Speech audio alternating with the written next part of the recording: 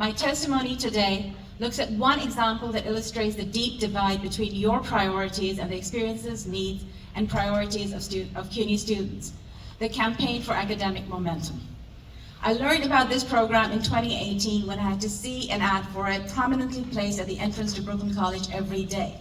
It had a cheerful student pointing up saying, 1530, step it up, take 15 credits a semester, take 30 credits a year, graduate on time. It bothered me every single time I saw it. Eventually, I started showing it to my students when we studied ideology and semiotics and invited them to share their interpretations. Every single time, students, many of whom were not going to graduate in 4 years, said it made them feel bad. It made them feel that they had not stepped it up, that they were late, behind, not doing what they should. It made them feel like failures. I share this story because my students step it up in every way, every day, and I'm beyond furious that you refuse to see this. I'm beyond furious that you see students through PMP metrics and see them as products to be churned out on schedule. These PMP metrics, performance management process metrics, simply ignore that in 2022, of the 226,000 students at CUNY, 87,000 were part-time. Almost 1/3 of Black and Hispanic students are part-time. These students are not only invisible, they're actively ignored. This might be why CUNY's enrollment crisis is better described as a retention crisis.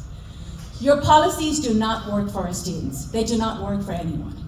I want to end with one small example that for me illustrates your bad faith. The Academic Momentum Campaign relies on good advising. Your preliminary budget request for fiscal 25 said that you would hire 200 advisors at a cost of $25 million, and that would bring the average caseload down to 400 students.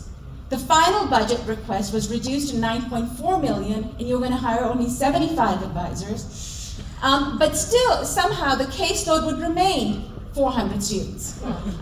So whether the error was in the preliminary or the final budget, the discrepancy shows either incompetence or dishonesty. And I know that you expect each of my colleagues in academic advising to do the work of almost 3 people, which is unethical and deliberately exploiting their dedication to students. Having had some experience with CUNY admin, I can't help but feel that the answer is probably all of the above. You do not know what student needs are. The system guidelines you want to impose on department chairs as they schedule courses are based on faulty data, assumptions, and flawed goals.